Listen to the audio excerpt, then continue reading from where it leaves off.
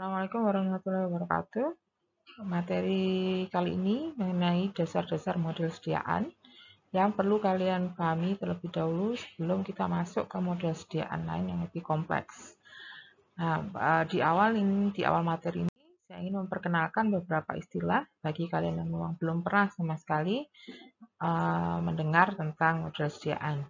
Jadi inventory model atau model sediaan ini adalah konsep manajemen ketika kalian berhadapan dengan proses produksi yang membutuhkan bahan baku yang dibeli dari tempat lain, misalkan, jadi kamu membuat sesuatu tapi bahan bakunya harus dibeli dari tempat lain, atau usaha yang dilakukan adalah penjualan, tapi barang yang dijual juga tidak diproduksi sendiri, melainkan dibeli dari tempat lain, dibeli atau dipesan dari tempat lain. Intinya apa yang akan dilakukan untuk produksi atau apa yang akan dijual harus diorder dulu dari produsen. Di sini butuh konsep bagaimana barang yang dibutuhkan ini tetap harus ada di tempat usahamu dengan banyak atau jumlah yang tepat sehingga kamu tidak sampai kehabisan. Nah, di sini sediaan yang dimaksud kalau kasus yang pertama itu biasanya ada di gudang, tempat penyimpanan bahan baku. Sedangkan untuk di contoh yang kedua juga sama, juga ada di gudang atau tempat penyimpanan, tapi penyimpanan barang yang akan dijual. Jadi yang pertama bahan baku, yang ini produk yang akan dijual. Keduanya nanti membutuhkan keputusan, ya, yang jelas gudang ini tidak boleh kosong. Gudang ini tidak boleh kosong, harus tetap ada bahan baku, harus tetap ada barang yang akan dijual. Keputusan yang dibutuhkan dalam konsep itu adalah kapan harus restock, ya, kapan harus memesan barang, mengisi ulang gudangnya ini. Ya, dan keputusan yang kedua adalah berapa sih setiap kali memesan, ya, harus ada barang itu berapa. Nah, setiap kali memesan barang yang harus dipesan itu berapa. Karena dua-duanya menimbulkan biaya masing-masing. Kapan dan berapa banyak inilah nanti yang menentukan biaya yang harus dikeluarkan. Jadi di sini kenapa harus memesan ulang? Alasannya jelas. Kan tadi proses usahamu tadi membuat produk atau menjual produk. Kalau menjual produk ini pada dasarnya ya karena ada demand, ada permintaan. Dua-duanya driven by demand. Jadi ketika kamu memproduksi atau kamu menjual barang akan selalu berkurang karena ada permintaan. Nah, ada permintaan barang tersebut dari pasar. Nah, di situ akhirnya proses produksi atau proses usahamu itu harus selalu memantau dengan pengurangan stok ini tadi. Suatu saat tertentu kalau tidak dilakukan apapun pasti mengalami kekosongan. Padahal demand terus berjalan. Nah, di sini teori inventory tujuannya memutuskan yang dua saya sebutkan tadi. Nah, nanti keputusannya di situ akan bisa jadi seperti ini ya, salah satu dari dua skenario ini. Sering memesan, setiap kali pesan sedikit saja, atau jarang memesan, tapi banyak langsung gitu. Jadi misalnya tiap hari sedikit-sedikit atau seminggu sekali tapi langsung banyak. Nah, masing-masing itu punya tadi kan keputusannya dua ya, kapan dan berapa banyak. Nah, ini tercermin di salah satu dari dua ini. Masing-masing punya konsekuensi. Kemungkinan yang pertama ya, sering memesan dengan sedikit barang per pemesanan. Ya, kalau terlalu sering memesan, otomatis biaya pemesanannya jadi lebih banyak. Karena frekuensi pemesanan mempengaruhi biaya pemesanan. Biaya pemesanan yang dimaksud misalkan harus ongkos kirim, ya, misalkan harus nelpon ya biaya pulsa, ya, biaya administrasi lain itu pasti masuk ke frekuensi pemesanan yang proporsional dengan biayanya, biaya pemesanan yang mahal. Tapi karena sedikit-sedikit, di sini sedikit-sedikit, otomatis gudang yang kamu pakai untuk menyimpan tidak butuh banyak space yang proporsional juga dengan biaya penyimpanan. Tahu kemungkinan yang kedua, sebaliknya, ini kan jarang pesan, jadi ongkos kirimnya nggak terlalu, ongkos kirimnya tidak terlalu banyak. Kemudian biaya pulsa atau yang lain-lain juga tidak terlalu banyak sehingga murah di biaya pemesanan. Tapi karena sekali kirim atau sekali pesan tadi barang yang datang banyak, space di gudangmu harus lebih besar. Biaya simpan yang harus lebih mahal. Nah, ini nanti duanya saling sebetulnya keduanya nanti bisa dibuat imbang. Ya, jadi di sini nanti modal sediaan ini akan menghasilkan keputusan supaya dua biaya ini berimbang. Nah, perimbangan biaya tadi itu nanti akan menghasilkan biaya terkecil secara total. Jadi nanti keputusan sama seperti masalah riset operasi yang lain-lain, selalu ada keputusan yang dipilih berdasarkan tujuan, ya, mau tujuannya itu memaksimumkan, meminimumkan seperti yang sudah kita pelajari di materi-materi sebelumnya. Nah, kalau yang di network kemarin keputusannya minimum jarak, maksimum flow, ya, atau di goal programming meminimumkan penalti akibat pelanggaran tidak terpenuhinya tujuan. Nah, di sini di model sediaan ini kita berusaha menentukan keputusan supaya biaya yang dihasilkan paling kecil, biaya yang dibutuhkan paling kecil. Minimum cost problem. Nah, sesuai tujuannya tadi, meminimumkan biaya, ya, memutuskan kapan harus memesan, berapa sekali pesan barang yang harus dibeli, ya. Dengan biaya minimum, maka kita harus menentukan biaya-biaya apa saja yang terlibat di dalam model ini. Oke, tadi sempat sebetulnya sudah saya sebutkan hubungannya dengan biaya pesan dan biaya simpan. Tapi di sini ada satu lagi biaya yang sebetulnya juga menentukan, tapi nantinya di dalam proses optimasi minimum cost dia tidak terlalu menentukan karena saling menghilangkan gitu ya. Inti apa?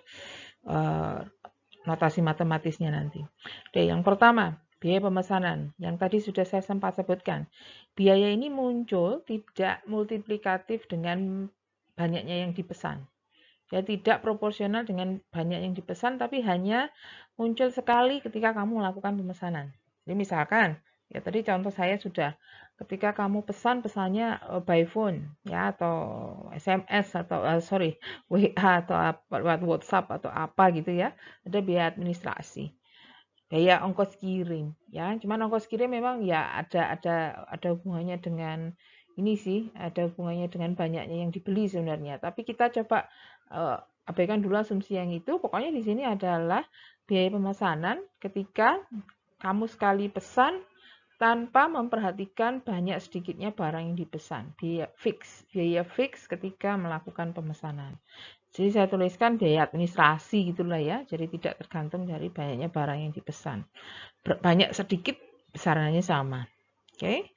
Terus yang kedua, misalkan biaya pembelian barang di sini notasinya P per unit barang. Kalau ini harganya. Ya, harga barang atau ongkos kirim juga boleh dimasukkan ke sini karena ini tergantung dari per unit barang. Oke, jadi kalau nanti misalkan kalian menghadapi kasus, tolong pisahkan. Jika ada biaya pemesanan yang tidak tergantung pada banyaknya, masukkan ke K, ya ini fix.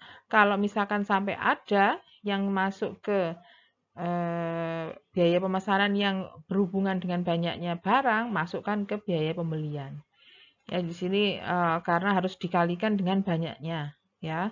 Jadi P ini harus dikalikan dengan unit barang. Jadi apapun yang muncul sehubungan dengan banyaknya unit barang, kategorikan ke yang biaya pembelian. Termasuk harga, itu jelas. Kalau harga kan pasti. Kemudian yang ketiga, biaya penyimpanan. Di sini disebutkan sebagai holding cost, nanti notasinya H per unit per tahun. Jadi jangan lupa ini munculnya per unit, nggak harus per tahun ya, tergantung satuan waktunya, satuan periodenya. Tapi di sini sementara saya pastikan per tahun dulu. Jadi tergantung dari berapa banyak dan berapa lama yang disimpan. Apa yang termasuk di situ? Nah, banyak. Kadang ini kalau orang Jawa pada khususnya. Jadi di kita yang masih belum mempelajari teori manajemen, mempraktekkan teori manajemen dan biaya secara detail, kadang lupa ya. Jadi menyimpan itu kan butuh space yang harus nyewa. butuh biaya listrik, misalkan harus diletakkan di freezer atau di kulkas gitu kan harus ada listriknya, harus dibersihkan gitu. Nah, itu semua biaya ya yang tergantung dari berapa yang disimpan dan berapa lama menyimpannya. Oke. Jadi sementara satuannya tahun dulu. Holding cost. Jadi ordering cost, purchasing cost, holding cost. Mohon supaya clear di sini kalau biaya pemesanan yang tidak tergantung banyaknya masuk ke K, yang masih tergantung pada berapa unit yang dipesan masukkan ke P termasuk biaya atau harga barang. Sedangkan biaya penyimpanan itu kadang tidak terukur tapi usahakan di sini dikuantifikasikan karena itu nanti tergantung berapa unit dan berapa lama. Sedangkan biaya yang terakhir disebut sebagai biaya akibat kehabisan barang. Stock out cost, saya sebutkan S kecil di situ sama satuannya nanti juga harus dikalikan dengan unit per tahun. Berapa banyak kehabisan per berapa lama dalam posisi kehabisan. Jadi di sini asumsi yang dipakai di model sediaan yang walaupun sifatnya masih dasar ini adalah boleh proses produksimu tadi atau proses usahamu tadi itu mengalami fase atau periode waktu barang kosong. Jadi di gudang itu tidak ada barang sama sekali, tapi ada apa di sini? Ada toleransi ya. Jadi gudang boleh kosong, kehabisan barang, tapi di situ kamu memberikan toleransi bahwa kehabisan ini ya hanya boleh sampai berapa gitu, tidak boleh selamanya kosong ya. Karena di sini muncul ketika gudangmu dalam keadaan kosong, konsekuensinya apa? Ya, ketika ada pelanggan yang datang, pelanggan yang ingin membeli barang, ya, ketika kamu berada di posisi tidak punya barang di dalam sediaanmu, maka pelanggan tadi pasti ada kekecewaan atau yang dikuantifikasikan dalam uang bisa jadi pelanggan tadi sebenarnya mengalami kerugian. Ya, nah di sini pengusaha juga harus mengukur atau mengkuantifikasikan kerugian yang dialami oleh pelanggan yang otomatis harus masuk ke kerugian dia ya akibat kehabisan barang ini. Walaupun kehabisannya itu nanti kamu kasih excuse, kasih alasan. Nanti ya, saya masih pesan ini barangnya. Nanti setelah barang datang akan saya kirimkan langsung ke alamat gitu misalkan. Nah, di situ selain muncul kekecewaan dari aspek pelanggan, kamu sendiri kan mengalami biaya ekstra. Harus mengirimkan produk tadi ke pelanggan yang seharusnya ketika tidak sampai kehabisan, begitu pelanggan datang kan langsung bisa bawa barangnya tanpa kamu harus mengirimkan ya. Jadi di sini pasti muncul biaya akibat kehilangan biaya yang muncul akibat kamu rugi kehabisan barang itu tadi. Walaupun dijanjikan untuk dikirim setelah barangnya datang. Ada opsi yang kedua yang disebut dengan lost sales. Ini bahkan kadangkala menghasilkan reputasi yang kurang baik bagi usahamu karena begitu pelanggan kehabisan ya dia akan mencari di tempat lain, istilahnya loss. Kamu nggak janjikan apa-apa, ya sudah tolak langsung itu si pelanggan itu langsung ditolak, nggak punya barang, boleh cari di tempat lain. Kamu mengalami kasus lost sales ya, penjualan yang hilang, dan itu adalah kerugian tersendiri yang memang harus dikuantifikasikan di sini di biaya stock out. Nah, setelah kalian mengenal istilah biaya-biaya tadi yang ada 4 ya, akan saya coba masuk untuk menjelaskan mengenai model economic order quantity dasar. Jadi ini model yang paling sederhana. Nanti solusinya disebut economic order quantity, kuantitas pemesanan yang ekonomis. Jadi seperti di awal saya sebutkan, keputusan dari masalah inventory ini adalah kapan harus memesan dan berapa banyak. Nah, berapa banyaknya ini nanti yang akan diputuskan adalah output yang akan dihitung dari model ini. Yang dipakai, asumsi yang dipakai, yang pertama, demand, permintaan barang per unit per tahun. Ya, mengapa tadi saya selalu menyebutkan biaya-biaya munculnya per tahun? Karena nanti kita menggunakan demand yang sifatnya per tahun. Boleh tidak per tahun, Bu, boleh, tapi ya nanti harus konsekuen semuanya. Misalkan demandnya per bulan, ya semua yang ada di biaya tadi ya munculnya jadi per bulan. Ya, jadi sementara karena kita mau konsisten dulu, demandnya per tahun, sehingga biaya-biaya yang tadi juga per tahun. Sifatnya deterministik. Deterministik di sini berarti tidak ada fluktuasi. Sama terus, setiap kali sama demandnya, tidak ada perbedaan. Yang kurang masuk akal memang nanti di pertemuan selanjutnya kita akan coba merubah asumsi ini, di mana demand berupa random variable, ya sudah masuk ke memanfaatkan peluang di sana. Nah, kemudian selain demand yang fix, biaya pemesanan yang tadi K, yang sifatnya tetap tidak tergantung unit barang itu ada. Kemudian yang juga belum realistis di sini adalah tidak ada selang waktu antara pemesanan sampai barang datang. Ya, jadi kamu pesan sekarang, ya nggak ada semenit barang sudah datang. Di sini bahkan langsung disebutkan lead time sama dengan 0. Gitu. Dan tidak ada stock out. Jadi masih menggunakan asumsi tidak ada kehabisan ya. Jadi nggak boleh kehabisan, harus selalu ada produk di gudang. Kemudian biaya simpan H per unit per tahun. Nanti ngitungnya kalau kamu menyimpan sebanyak, ya contoh, misalkan H kecilnya ini bernilai 5. Terus kamu menyimpan 10 produk ya selama 1 bulan. Ingat satuannya tahun ya. Berarti nanti di sini kamu harus menghitung I-nya 10, berapa lamanya ini 1 bulan 1/12 kali berapa banyak yang disimpan. 10 kali biaya, kali biayanya hanya. Jadi hanya di situ 5. Oke.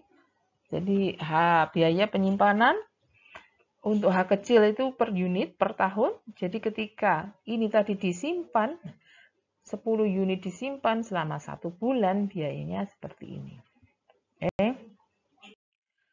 Kemudian kita sudah mulai masuk ke logika keputusannya. Tadi karena tidak boleh kehabisan dan tidak boleh menyimpan tidak ingin menyimpan berlebihan, maka yang paling logis adalah kita jalankan usaha dengan gudang yang terisi produk berkurang ya. Jangan memesan sebelum habis. Karena kalau kamu gudangnya misalkan ya gudangnya itu posisi tertinggi di sini katakan 25 produk itu posisi tertinggi, terus berkurang menjadi 24, berkurang 23 dan seterusnya. Ketika masih ada 10 unit gitu, ini kuantitas, ini waktu ya. Ketika masih ada 10 unit kamu sudah pesan, karena asumsinya tadi begitu pesan barang langsung datang, maka akan numpuk barang di gudang itu. Ya, akan banyak sekali yang ada di gudang karena belum habis sudah ada kedatangan barang baru. Jadi tidak dilakukan keputusan seperti itu, melainkan nunggu dulu sampai benar-benar stoknya habis, baru melakukan pemesanan. Ya, tidak masalah karena nanti asumsi ini kan masih dipakai yang lead time sama dengan 0. Jadi ketika kamu pesan langsung datang, habis langsung pesan, saat itu juga langsung datang. Berapa banyak? Ini nanti yang akan diputuskan, notasinya Ki bintang, yang memang harus dihitung berdasarkan biaya-biaya yang terlibat. Nah, nanti akan saya tunjukkan dari grafik di slide setelah ini. Jadi nanti grafik itu tergantung pada banyaknya stok di awal. Stok di awal ini ya logikanya yang banyaknya yang dipesan tadi. Di awal kita usaha, barang yang ada di gudang itu ya sejumlah yang kita pesan. Oke, nah, awal berusaha sejumlah yang kita pesan itu full, posisi full gudangnya. Kemudian seiring waktu akan berkurang ya karena adanya demand. Demand dianggap fix, jadi seiring waktu itu sama terus pengurangannya. Nanti akan berkurang sampai 0, pesan lagi, berkurang lagi, pesan lagi dan seterusnya yang memang akhirnya mirip seperti gambar segitiga yang diulang-ulang ini. Ya, jadi cerita saya tadi yang pertama di awal usaha ini titik 0, ini sumbu T ya, sumbu waktu, yang ini sumbu kuantitas, jadi banyaknya produk. Ketika awal T-nya 0, full gudangnya sejumlah Ki bintang ya. Misalkan saja Ki bintang 100 itu. Kamu pertama kali pesan itu 100 unit, gudangmu full isi 100 unit. Kemudian per hari berkurang 1 misalkan. Dengan berkurang 1, hari pertama tinggal 99, hari kedua berkurang 98, 97 dan seterusnya sampai di hari ke-100 ini habis. Posisinya ada di 0. Ya. Nah, apa yang terjadi ketika di 0 tadi sudah ada keputusan sekilas sudah di slide sebelumnya. Di posisi 0 inilah kamu memutuskan untuk melakukan pembelian ulang. Pemesanan ulang dengan asumsi begitu pesan barang langsung datang. Makanya di sini gambar saya begitu pesan langsung datang itu posisinya ada di titik yang sama. Ini habis pesan barang datang. Naik lagi di posisi tertinggi kembali ke 100. Jadi beroperasi di hari berikutnya ya sudah full 100, berkurang dan membentuk siklus akhirnya. Oke. Nah, gambar ini kalau kita lihat hanya satu segmen yang ini, itu seperti segitiga, garis segitiga biasa yang ketika kamu membentuk fungsi linearnya, yang ini adalah inventory posisi sediaan seiring waktu, sumbu Y-nya, IT ini sumbu Y-nya. Kemudian X-nya adalah waktu, ya. Bentuknya adalah seperti ini, Q-nya itu intercept, yang ini kemiringan garis minus D, ya. Kemiringan negatif karena ini berkurang terus. Jadi pelajari cara membentuk garis linear itu loh, ya. Garis lurus dari dua titik. Titik yang pertama titik 0, Q bintang, Q, titik yang kedua ya 0 waktu. Waktunya di situ Q per D. Nah, mengenai waktu Q per D ini nanti akan saya jelaskan. Yang penting kamu paham dulu bahwa garis ini adalah garis yang mempunyai intercept Q, ya, intercept Q, titik potong dengan sumbu Y-nya di Q, kemudian gradiennya minus D karena berkurang seiring demand. Oke. Nah, kalau dilihat di sini, kenapa tadi saya memutuskan atau menunjukkan bahwa titik yang ini posisinya 0, Q per D, secara tidak langsung saya menunjukkan ini satu segitiga ini terjadi pada durasi waktu Q per D, disebut sebagai satu siklus. Caranya untuk memastikan bisa kamu ganti ketika posisi sediaan ketika waktu yang membuat IT sama dengan 0. Jadi berapa lama sampai dengan 0 ini tadi. Masukkan saja ini disama dengankan 0. Ya, jadi 0 sama dengan Q min DT, akhirnya ketahuan T-nya memang betul satu periode, satu siklus itu tadi lamanya Q per D. Ini satu siklus. Oke. Jadi memang garis segitiga ini, ya, bangun garis miring ini menghubungkan 0, Q dan Q per D. Ini salah berarti saya. Maaf. Ini bukan 0, Q per D, tapi Q per D per 0. Q per D, 0. Oke. Nah, dari situ ya, jadi saya pastikan segitiganya ada beberapa ya, sebanyak ya, ketika kamu masih usaha jalan terus ya akan terjadi pola-pola seperti ini terus seiring waktu. Cuman dalam satu siklus polanya sama, dan satu siklus itu adalah periode di mana diawali dari produk full sampai habis. Dan itu digambarkan dengan garis Q minus DT, Q posisi tertinggi, intercept titik potong dengan sumbu Y, sedangkan berhenti di titik di inventory sama dengan 0, ini selama waktu Q per D. Diulang lagi gambarnya nanti. Nah, kemudian di sini tadi demand itu 1 tahun, ya. Terus siklus ini menunjukkan berapa kali kamu memesan ya. Ya, berapa kali kamu memesan, jadi begitu habis pesan lagi, sehingga banyaknya pemesanan itu juga menggambarkan banyaknya siklus atau banyaknya segitiga menggambarkan banyaknya pemesanan. Karena segitiga baru terbentuk ketika kita melakukan pemesanan ulang. Jadi 0 pesan lagi itu menunjukkan siklus baru dimulai. Nah, di situ ada berapa siklus, berapa kali pemesanan, bisa dihitung dari ya. Ini satu tahun, waktu satu siklus Q per D. Jadi di sini berapa kalinya itu diperoleh dari dalam satu tahun muncul berapa siklus, hasilnya adalah frekuensi pemesanan. Jadi misalkan Q per D-nya itu waktunya begitu barang datang sampai habis itu waktunya 3 bulan. Misal aja, ini hitungannya ketemu 3 bulan. Ya, kalau mau pakai satuan tahun 3 bulan itu berarti seperempat ya, seperempat tahun. Nah, berarti ketika 3 bulan sekali pesan, maka dalam setahun ada 4 kali pemesanan. Ya, 4 kali hasilnya asalnya dari 1 per seperempat ini. Ya, 1 tahun per Q per D. Q per D-nya juga dihitung dalam satuan tahun. Oke, jadi Q per D lamanya satu siklus, berapa lama barang habis ya, dari awal sampai habis membutuhkan waktu Q per D tahun. Terus itu mencerminkan satu siklus, ketika pesan lagi siklus baru dimulai. Nah, pola itu berulang, munculnya dalam setahun sebanyak 1 per Q per D, atau jika dibalik ya jadi D per Q kan di sini. Frekuensi pemesanan. Ya, kemudian ini bentuk umumnya seperti ini tadi, catat aja bahwa nanti yang dibutuhkan di perhitungan biaya adalah asumsi bahwa permintaannya itu J unit per tahun. Kemudian setiap kali pesan dilakukan Q, walaupun Q ini masih belum ditentukan mana yang meminimumkan biaya. Notasi inilah yang nanti akan dipakai di perhitungan biaya. Nah, sekarang biaya pemesanan.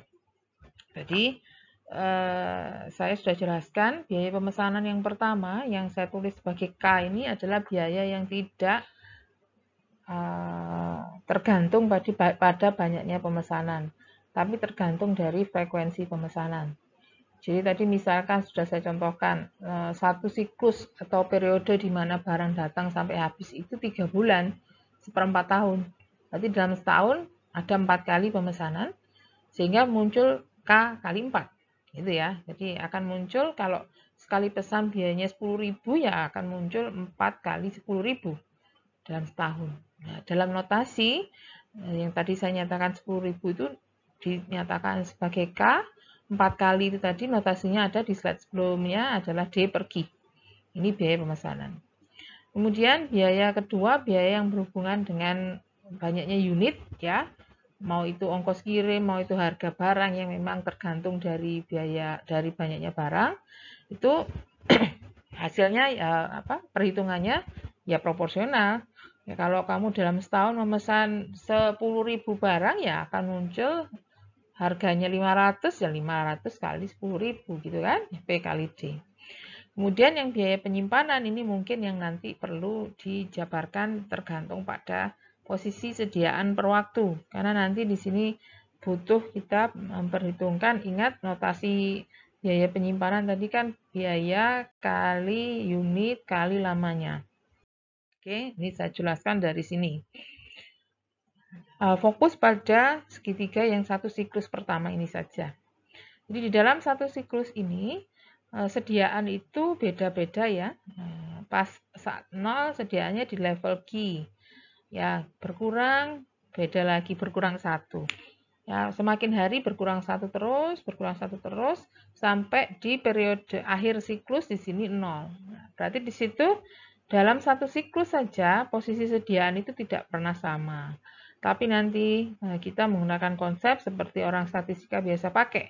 Kalau kita mempunyai pengamatan yang nilainya berbeda-beda, maka ada beberapa pengamatan, maka yang kita pakai rata-ratanya.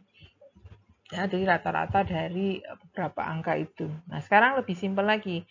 Yang di dalam ini kan kita tidak tahu besarannya berapa. Yang kita pasti tahu adalah posisi tertinggi itu nilainya Q. Posisi terendah nilainya 0. Ya, ini tertinggi di sini, terendah di sini. Kita rata-rata saja. Ada 2 pengamatan di rata-rata. Q per 2, itulah nanti yang kita pakai untuk menunjukkan posisi sediaan dalam satu siklus. Jadi yang ini rumusnya adalah H kali I kali T, ya. H, I-nya ini lama siklus, ini T-nya. Nah, sedangkan yang rata-rata penyimpanan per tahun ini muncul dibunyikan rata-rata akibat dalam satu siklus ini posisi sediaannya tidak pernah konstan, selalu berkurang. Yang kita pakai hanya rata-rata dari posisi tertinggi dan posisi terendah, bunyinya ini Q per 2. Kemudian lama siklus adalah yang tadi sudah dielaborasi di awal, ini lama waktunya Q per D dari rumus yang IT-nya dinolkan tadi loh, ya. Jadi dari IT sama dengan Q min DT, kamu mencari T ketika ini sama dengan 0. Jawabannya yang ini tadi, Q per D. Sudah, itu masukkan ke rumus ini. Jadi H kali Q per 2 kali Q per D. Hasilnya seperti ini. Jangan lupa ini nanti masih harus dikalikan banyaknya siklus. Ini tadi kan hanya terjadi di satu segitiga. Padahal setahun akan muncul beberapa segitiga. Sehingga kalau ditanya biaya penyimpanan per tahun, ya harus dikalikan dengan lamanya siklus. Ya, lama siklus tadi, kalau satu siklus Q per D, lama siklusnya kebalikan dari itu, D per Q. Tinggal dikalikan saja dengan D per Q yang nanti akan saling meniadakan di bagian sini, ya, lebih sederhana menjadi H kali Q per 2 saja. Oke, kemudian 3 biaya tadi kita jumlah. Tujuannya nanti supaya, ya, ini yang ordering cost, ini yang purchasing cost, yang holding cost. Jumlah dicari, ini semua fungsi dari Q. Kenapa? Yang lain konstan. K konstan, demand konstan diketahui. P diketahui, D diketahui, holding cost diketahui. Yang belum tahu nanti malah jadi solusi adalah Q-nya. Jadi kalau kamu punya persamaan ini seperti Fx, ini X-nya, yang lainnya konstan. Diminta solusinya adalah solusi yang membuat total cost ini menjadi paling rendah. Jadi bintang adalah solusi yang meminimumkan total cost. Solusi dari meminimumkan fungsi, caranya adalah dengan mencari turunan pertama. Jadi first order condition dari suatu fungsi, ya. Syarat pertama diperolehnya nilai minimum fungsi adalah mencari turunan pertama yang disama dengan 0. Sudah sering kamu pelajari, harusnya di fungsi di SMA ini sudah pernah dipelajari, ya. Di kalkulus juga sudah pernah dipelajari. Turunan pertama sama dengan 0. Terhadap apa? Terhadap Q. Jadi turunan pertamanya ini terhadap Q, turunan pertama ini terhadap Q. Ini kalau dibuat dalam bentuk pangkat, ini Q-nya pangkat min 1. Ini tidak ada Q, konstan semua. Yang ini H per 2, Q pangkat 1. Jadi kalau diturunkan, ini menjadi konstan. Turunan dari Q di sini seperti ini turunannya 0. Yang ini turunannya hanya H per 2. Ini coba kamu sama dengan 0. Nanti solusinya adalah seperti ini. Coba dicek sendiri. Ini solusinya. Ya, itu tadi yang saya tuliskan. Dibuat semuanya disamakan penyebutnya, kemudian diselesaikan. Hasilnya adalah akar dari 2 kali K kali D per H. Itulah yang disebut dengan economic order quantity. Oke, nah walaupun kamu sudah tahu rumusan EOQ, seperti yang tadi saya sudah tunjukkan, rumusnya akar dari 2K kali D per H, tapi di sini ada hal-hal yang perlu kamu ketahui sebagai konsekuensi dari hasil tadi. Yang pertama, kenapa EOQ tidak tergantung dari P? Jadi jawabannya bisa kamu lihat sendiri. Sewaktu kita menghitung biaya pembelian, jatuhnya langsung banyaknya demand dalam setahun itu langsung dikalikan P. Tidak muncul banyaknya pemesanan per periode, tidak muncul Q. Ya, alasannya itu. Karena waktu kita menghitung biaya pembelian per produk, yang kita hitung hanya agregat 1 tahun, tidak memperhitungkan bahwa dalam 1 tahun itu sebenarnya dibagi-bagi per siklus pembeliannya. Tapi secara keseluruhan, jadi memang Q tidak muncul di perhitungan biaya pembelian. bebas dari Qi. Kemudian konsekuensi dari memesan Qi bintang tadi terhadap frekuensi pemesanan ya, seperti perhitungan banyaknya siklus D per Qi bintang. Jadi nanti konsekuensinya, jika semakin sering ya frekuensi pemesanan turun atau semakin jarang ya, jika biaya pemesanan jika kamu mengalami kenaikan biaya pemesanan, ya seharusnya frekuensinya turun. Frekuensi turun padahal D-nya tetap. Ya, jadi saya coba gambarkan. Misalkan K naik. K naik berarti kamu memutuskan untuk merendahkan frekuensi. Frekuensinya kecil, ya. Frekuensi kecil padahal demand tetap. Nah, bagaimana cara merendahkan frekuensi di kondisi demand yang tetap? Berarti di sini kan harus dibanyakkan. Q-nya otomatis akan lebih tinggi. Ya, jadi kondisinya seperti itu. K naik, frekuensi rendah. Frekuensi rendah padahal demand tidak berubah. Berarti di sini kan angka pembaginya ini harus lebih besar supaya menghasilkan K yang lebih menghasilkan frekuensi yang lebih rendah. Sebaliknya, ya, logikanya masuk toh, kalau biaya pesan mahal ya sekali pesan langsung banyak, frekuensinya lebih sedikit. Jika biaya penyimpanan yang naik, ya, jika biaya penyimpanan yang naik, maka dalam sekali pembelian harus lebih rendah, ya, karena nyimpannya jangan banyak-banyak. Sekali pesan Q-nya turun, nah, Q-nya turun padahal D-nya tetap. Nah, di sini lihat, D tetap, ada Q, tapi Q-nya di sini lebih kecil. Nah, otomatis nanti ini akan lebih tinggi. Ya, kebalikan dari yang tadi. Kalau tadi frekuensi pemesanan berkurang, justru di kasus ini frekuensi pemesanan akan lebih tinggi. Nah, nanti cara analisisnya bisa dengan perbandingan Q1, Q2 gitu. Ya. Nah, apalagi kalau sudah ada notasi seperti ini, K dan H sama-sama meningkat 2 kali lipat. Nah, Q-nya akan tetap karena ini pembagian, ya. Jadi nanti buat notasi kondisi pertama itu Q1, kondisi kedua Q2 naik atau turun. Kalau sudah ada bunyinya gini ya bisa dibunyikan Q2 sama dengan 2Q1 misalkan. H juga ini ada H1, ada H2. Ya, di sini nanti H2 2 kali H1 jika sudah ada kuantifikasi hubungannya, kenaikan atau penurunannya. Terus yang ketiga, pada kondisi Qi bintang yang rumus tadi, rumus EOQ yang akar 2K D per H, itu terjadi ketika holding cost sama dengan ordering cost. Bisa kamu substitusikan sendiri di persamaan yang holding cost dan persamaan ordering cost pada kondisi Qi bintang keduanya nilainya sama. Ini saya hanya menunjukkan gambarnya saja. Kalau mau mencoba silakan dicoba sendiri. Ini rumus yang ini adalah biaya pemesanan, yang ini biaya penyimpanan. Ya, coba nanti kamu ganti Q yang ada di sini, Q yang ada di sini dengan akar Q yang ada di situ nanti diganti dengan akar 2K D per H. Ini disubstitusikan ke sini dan ke sini, maka kamu akan mendapatkan dua nilai yang sama dan itu terjadi di titik ini. Ya, dan titik inilah juga yang berada di posisi terendah total cost. Total cost ini jumlah dari dua ini. Jumlah dari ini dan ini menghasilkan total cost. Oke, teorinya begitu. Ini contoh kasus yang melibatkan perhitungan economic order quantity. Jadi di sini ada, sudah saya tebalkan di situ informasi mengenai demand 500 lampu per tahun. K, setiap kali pesan butuh biaya $5.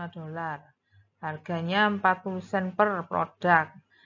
Biaya simpan 8 sen. 8 sen itu 0,08 dolar ya. Jadi sepersepuluhnya.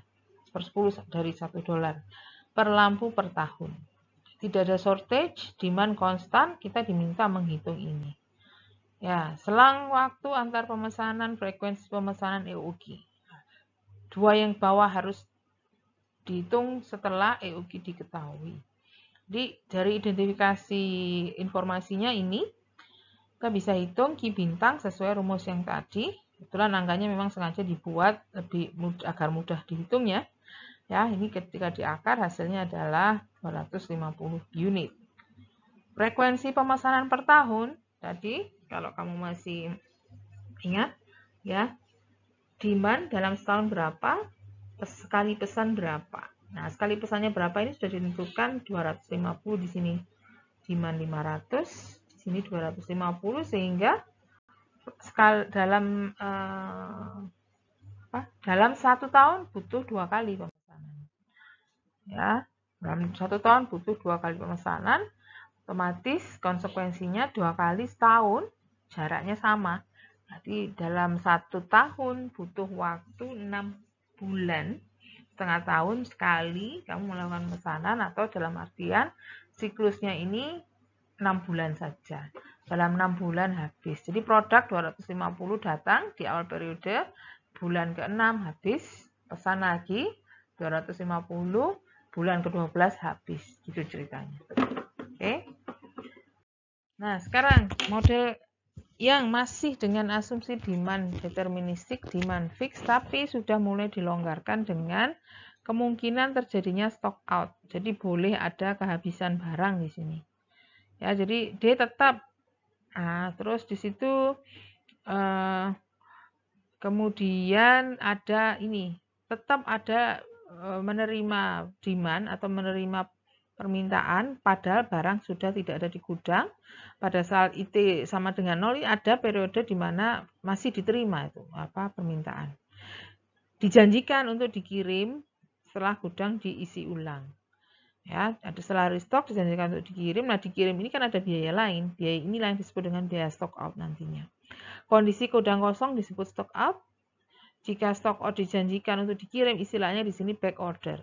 Ya, ada kondisi back order. Kalau selama kosong tidak dikirim ulang itu namanya lost sales. Jadi di sini kita menyebutkan yang ini. Yang kita pakai adalah back order. Selama terjadi permintaan yang tidak terlayani itu, tetap kamu terima. Kondisi inventory levelnya adalah negatif. Ya, barang habis, demand tetap dilayani, otomatis virtualnya ya, nggak ada barangnya, tapi tetap terima permintaan, ya seolah-olah posisi sediaanmu jadi minus. Wong 0 berkurang 1 kan jadi min 1. Masih nerima lagi, berkurang 2, min 2, min 3, dan seterusnya. Di posisi saat itu adalah negatif. Nah, sekarang notasi negatifnya itu nanti ada ini.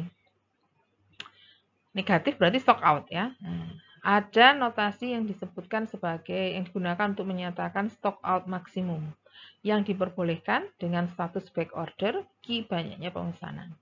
Contoh, di sini misalkan kamu sebetulnya hanya memesan setiap kali pesan atau posisi ya pemesanan itu sebenarnya 250 seperti tadi. Tapi di sini kamu boleh sampai terjadi 10 unit stock out. Ya. Jadi Q minus M-nya sama dengan 10. Jadi posisinya sebenarnya nanti seperti ini. 10 itu ada di bawah, ya, 10 unit nanti ini ada di bawah. Ini 10. Sedangkan total pemesanannya di sini 250 termasuk dengan yang di bawah. Sehingga yang teratasnya ini nanti pasti lebih rendah dari 10 unit. Jadi otomatis nanti ketika sudah beroperasi diasumsikan bahwa 250 yang datang ini dipakai dulu untuk menyelesaikan utangnya yang 10 tadi. Ya. Nih, tidak digunakan sepenuhnya untuk melayani demand berikutnya karena harus digunakan untuk melayani back order yang sudah terjadi. Jadi posisi dalam sumbu Y-nya begini, ini totalnya 250, yang 10 diletakkan di bawah sumbu X sebagai maksimum stock out, sedangkan yang di atas sumbu X ini jatuhnya ya 240 ya, sesuai ilustrasi saya ini, adalah total barang yang dipakai untuk beroperasi setelah dipakai untuk membereskan back ordernya. Jadi nanti gambarnya posisi tertinggi sediaan M, ini kan 250, min 240 jadi 10 ini tadi ya. Jadi kalau Q-nya 250 ya M-nya akan 240. Jadi nanti posisi sediaan tertinggi disebut sebagai M. Posisi sediaan ketika sudah dikurangi back order ini tadi adalah perhitungan M-nya. Di 250 dikurangi maksimum stock out dikurangi 10 itulah M-nya. Di contoh saya ini 240. Jadi intinya pesan, tapi di situ nanti sebagian dipakai untuk stock out ya. Dan ketika barang datang dibereskan dulu back ordernya sehingga posisi tertingginya tidak sampai sebanyak yang dipesan. Hubungan matematisnya stock out maksimum dinyatakan dengan Q minus M. Posisi tertinggi sediaan dinyatakan dengan M, banyaknya order tetap Q. Jadi kalau dalam gambar seperti ini, ya ini pemesanan keseluruhan, sebagian jadi stock out, tertingginya jadi tinggal M saja, otomatis lebih rendah. Kemudian ketika barang datang seperti ini, sebagian sudah dipakai untuk melayani yang sudah back order tadi. Ya. Nah sekarang kapan dan segalanya dan lain-lainnya ya mengikuti ya. Biaya tetap. Terus kapan pesan? Nah, pesannya ini kalau tadi 0 ketika barang habis di sini sudah harus pesan. Nah, kalau di sini masih ada toleransi boleh ada barang ada demand lagi sampai tadi ceritanya misalkan 10 ya, boleh stock out sampai 10. Nah, berarti di sini nunggu sampai ada pemesanan datang dalam kondisi kamu tidak punya barang sampai 10 unit. Di gambar ini nanti istilahnya min, kamu dalam posisi minus 10. Jadi kalau stock out maksimum Q minus M, posisi inventorinya sebetulnya M minus Q. Ya, negatifnya, ya negatif. Kapan memesan? Nunggu sampai stock out-nya terakumulasi sebanyak 10 unit, baru pesan lagi. Berapa banyak? Tetap Q. Naik di sini ya, tetap Q. Tapi karena yang 10 ini sudah diutang, dipakai untuk melayani yang sudah utang tadi, yang back order tadi, maka naiknya di sini tidak sampai 250, contoh kita tadi, hanya sampai M saja. Nah, solusi dari permasalahan ini nanti ada dua. Tidak hanya Q seperti tadi, tapi juga M. Q-nya berapa, M-nya berapa, tetap nanti harus yang meminimumkan biaya total dengan asumsi lead time sama dengan 0. Tetap ini lead time sama dengan 0. Ya, kemudian ini dari posisi tertinggi sampai barang habis, ini bisa kita identifikasi waktunya. Dan fungsinya ini memang sedikit berbeda karena posisi tertingginya bukan lagi Q tapi M. Ya. Oke, di sini IT sama dengan 0 itu berada di posisi M per D, garisnya berubah, intercept atau titik potong dengan sumbu X, Y-nya kan ganti bukan lagi Q tapi M. Cuman berkurangnya tetap sebanyak D ya, dengan gradien minus D ini tetap M dikurangi DT, tetap M posisi intercept, yang ini gradiennya tetap. Nah, dengan model yang begini, kamu bisa hitung posisi ini, IT sama dengan 0, ini disama dengan 0, akan menghasilkan T sama dengan M per D. Nanti dipakai untuk hitung-hitungan biaya penyimpanan dan biaya stock out. Ini tetap satu siklus, tetap yang ini 0 sampai B. Di ini M per D itu OA saja. Sedangkan satu siklus tetap OB. Ya, OB-nya ini seperti tadi masih Q per D per tahun. Yang nilainya lebih besar daripada M per D. Lebih lama daripada M per D. Logikanya seperti itu. Barang habis dulu, kurun waktunya M per D, tapi disitu nunggu sampai stock out-nya sampai 10 tadi contoh saya. Di sini notasinya sampai Q per M, Q minus M. Selama dari awal sampai stock out 10 itu waktunya Q per D. Nah, nanti akan ada dua tipe. Tipe yang pertama adalah durasi waktu ketika masih punya barang. Ini posisi inventory-nya positif. Kapan? Selama berapa lama? Yang ini, dari M per D tahun ini. Kemudian ada periode waktu di mana, ini satu siklus ya, nah, OB-nya masih satu siklus, belum pesan ya, antar pemesanan itu satu siklus tetap antar pemesanan. Kan tadi ketika barang ada di tangan, selama M per D ini belum pesan lagi ya, karena masih ada toleransi bisa stock out sampai 10 tadi contoh saya. Atau di sini sampai Q minus M. Berarti masih ada periode waktu kedua. Periode waktu kedua adalah durasi waktu mulai kehabisan barang. Jadi yang satu siklus tadi, sisanya setelah barang habis, durasi waktu nunggu pesan lagi, itulah yang masuk periode kedua, namanya AB. Jadi ada periode waktu masih ada barang, ada periode waktu yang kehabisan barang, dua-duanya kalau dijumlah menjadi satu siklus. Jadi OA tambah AB hasilnya OB. M per D plus ini sama dengan Q per D. Nanti notasi AB-nya itu kita gunakan selisihnya. Ya. Nah, sekarang struktur biayanya sama seperti tadi. Nanti ada unsur biaya stock out. Ini. Biaya penyimpanan, biaya stock out, biaya pemesanan per tahun. Yang biaya per unit tadi sudah tidak saya include-kan di sini karena sudah saya tunjukkan logikanya. Biaya per unit tadi tidak melibatkan Q dan M, hanya melibatkan demand secara keseluruhan.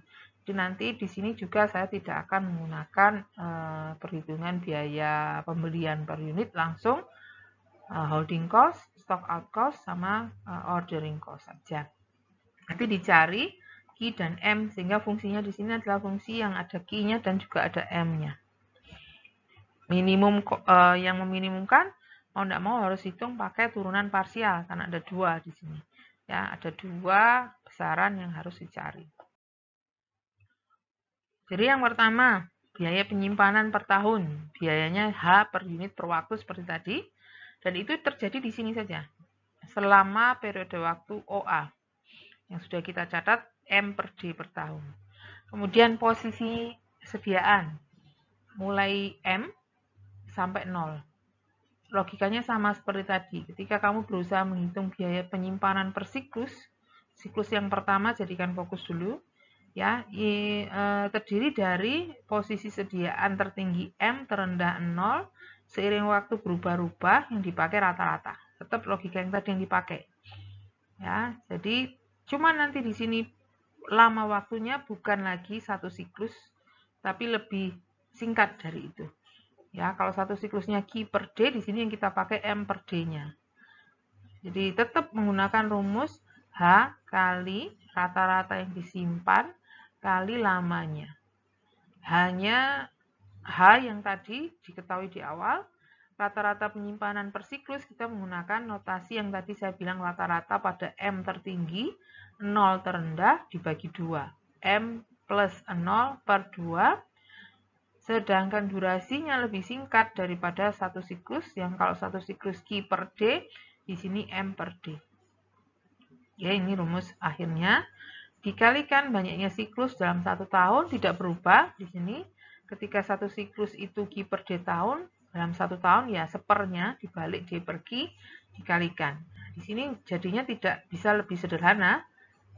Bisa sih hanya dikalikan, D-nya ini masih bisa dikalikan ya. Tapi unsur M kuadratnya ini mau tidak mau masih muncul di sini. Jadi H M kuadrat per 2Q. Itu biaya penyimpanan. Biaya yang kedua, biaya stock out. Ya, di sini dengan back order tadi, ada periode di mana barang tidak ada, demand tetap diterima, dijanjikan untuk dikirim setelah ada restock. Berapa lama terjadi hal itu ada di posisi AB ini. Jadi saya sudah sempat singgung, AB ini durasi waktunya adalah selisih antara lama satu siklus dan lama masih nyimpan barang. Nah, OB dikurangi OA. OB-nya Q per D, OA-nya M per D, sehingga durasi waktu kehabisan barang yang masih menerima pesanan ini selama Q minus M per D.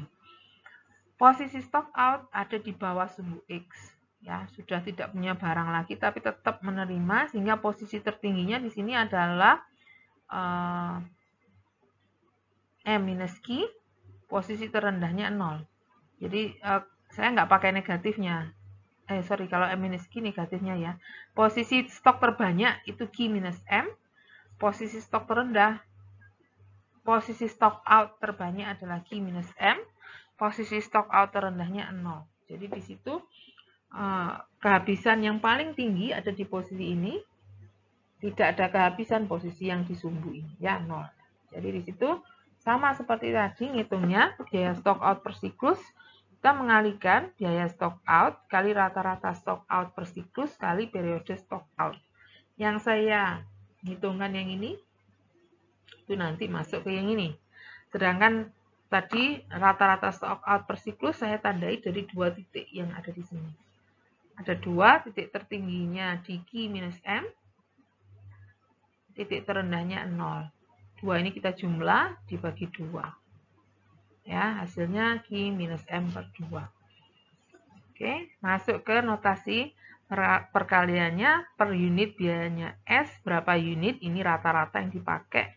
Hasil hitung durasi ini yang ini. Ya, yang OB dikurangi OA. Sudah, seperti itu hasil perkaliannya. Kemudian jumlah siklus per tahun tetap seperti tadi, sebanyak D per Q. Hasil perkaliannya memang jadi tidak sederhana.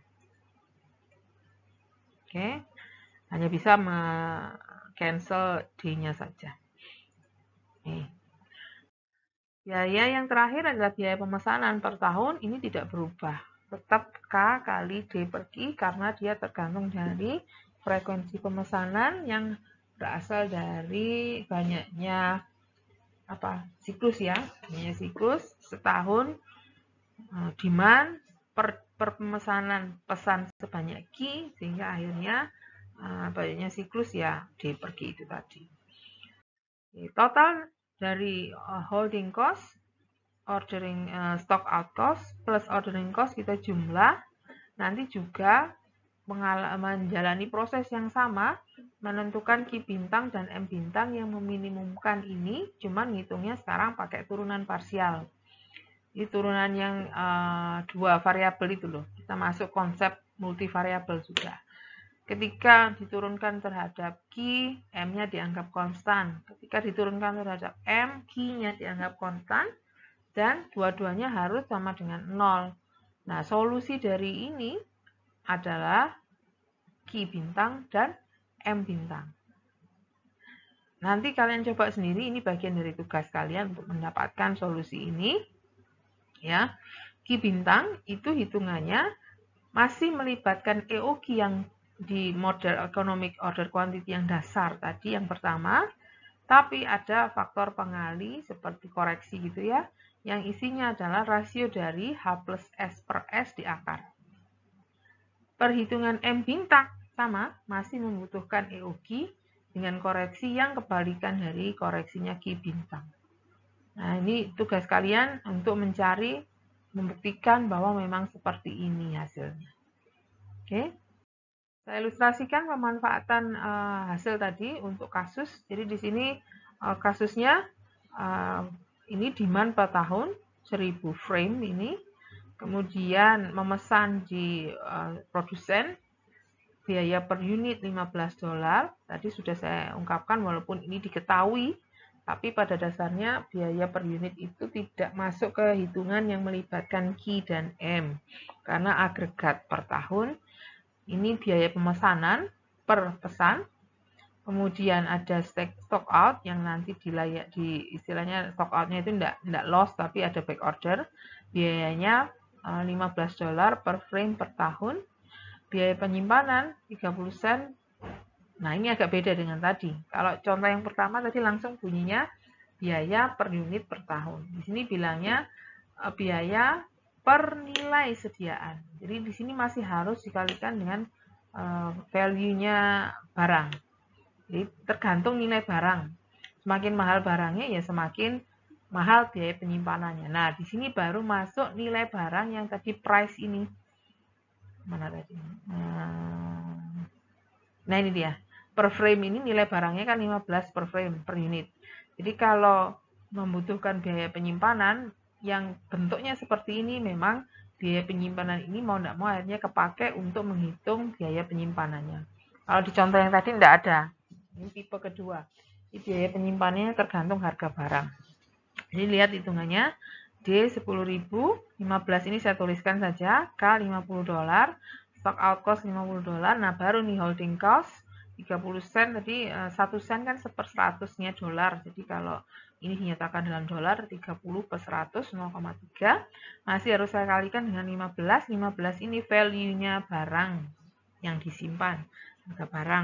Harga barang per unit 15, sehingga holding cost-nya berbunyi hasil perkalian dari keduanya 4,5. EOQ ini rumusnya yang tadi nanti dipakai untuk ya menghitung Q bintang dan M bintang. EOQ-nya sebesar memang tidak bisa bulat. Jangan dibulatkan dulu. Pakai hitungan kasarnya ini tetap yang ada komanya tetap dipakai. Nanti di perhitungan selanjutnya tetap menggunakan, bahkan sebisa mungkin rumus ini yang ditaruh ya. Cuman ini saya menjelaskannya per tahap, jadi seolah-olah per tahap saya hitung. Tapi pada dasarnya kalau mau benar-benar teliti, ya yang dipakai di perhitungan Q bintang dan M bintang ya langsung ini saja nanti. Siapa tahu ada yang bisa dicoret-coret gitu ya. Oke, tapi sementara saya hitungkan hasilnya ini. Kemudian yang kedua, menghitung Q bintang, notasinya kan ini ya. Jadi oke, katakan tadi ini sudah saya hitungkan 471. Saran saya jangan dipakai yang ini, langsung besaran EOQ yang masih dalam bentuk rumus tadi ya. Walaupun di sini saya nulisnya begini hanya untuk mempermudah saja. Ya, hasilnya ini hanya untuk visualisasi saja. Pada praktiknya saya menggunakan rumus yang tadi. Ya, tidak menggunakan 471 koma, tapi saya menggunakan rumus EOQ yang asli tadi dimasukkan ke sini, digabung dengan koreksinya ini, hasilnya seperti ini. 537,48 juga masih bilangan bukan bilangan bulat. 537 frame saya sebutkan pembulatannya ke bawah karena yang komanya ini di bawah setengah. Kemudian untuk M bintang sama. Walaupun saya sudah hitung, nanti prakteknya sebisa mungkin menggunakan angka EOQ yang asli, pakai rumus yang akar K kali D per H. 2K kali D per H. Setelah ditambah koreksinya, hasilnya 413,45 ya, sebanyak pembulatan misalkan disuruh bunyikan 413 frame. Jadi kalau ditanya berapa M bintangnya, nanti interpretasinya seperti tadi. M bintang adalah posisi inventory tertinggi ya, posisi sediaan tertinggi sebanyak 413 frame. Setiap pesan berapa? 537. Jadi ini jawaban yang di slide sebelumnya tadi. Kemudian maksimum stock out, ini baru menggabungkan hitungan keduanya tadi. Maksimum stock out adalah perhitungan Q dikurangi M, yang sama-sama sudah ada hasilnya tadi. Masukkan angka sebelum pembulatan, baru hasilnya dibulatkan. Jadi ini saya interpretasinya bilang ini 537 frame, ini 413 frame. Tapi ketika menghitung untuk maksimum stock out, yang saya pakai masih angka aslinya, baru hasilnya diinterpretasikan tanpa koma. 124 frame. Oke, jadi seperti itu dua konsep model economic order quantity yang dasar dan yang sudah melibatkan kemungkinan terjadinya stock out. Dua-duanya menghitung EOQ. Yang pertama EOQ langsung dipakai untuk menentukan banyaknya yang dipesan dalam sekali pemesanan. Kapan pesannya ketika barang habis. Model yang kedua, karena ada posisi stock out, maka pemesanannya itu tetap menggunakan rumus EOQ yang sudah dikoreksi, tapi ada toleransi atau pemesanan ulangnya itu masih ditunda sampai menerima sekian unit stock out. Ya, boleh habis tapi tetap dilayani. Oke, bedanya di situ. Nanti di materi selanjutnya akan coba saya berikan contoh atau pembahasan mengenai model-model yang sudah mengasumsikan lead time tidak sama dengan 0. Untuk itu sampai di sini dulu. Silahkan disimpan pertanyaan yang mungkin muncul, akan saya perjelas pada sesi diskusi. Oke, makasih atas perhatiannya. Assalamualaikum warahmatullahi wabarakatuh.